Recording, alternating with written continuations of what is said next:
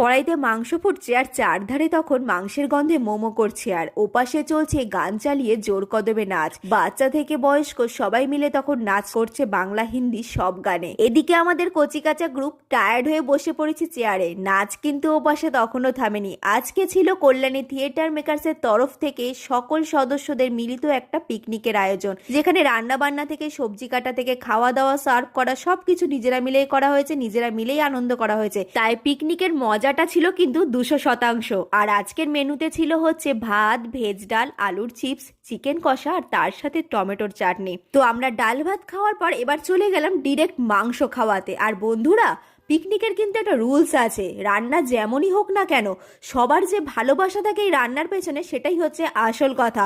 তো আমি সবার সাথে ভিডিওটা শেষ করলাম আর লাস্টে মেনুতে ছিল হচ্ছে আমুলের মিষ্টি দই, যেটা সবার খুব পছন্দের। তো ভিডিওটা কেমন লাগলো জানিও কিন্তু অবশ্যই। চলো টাটা।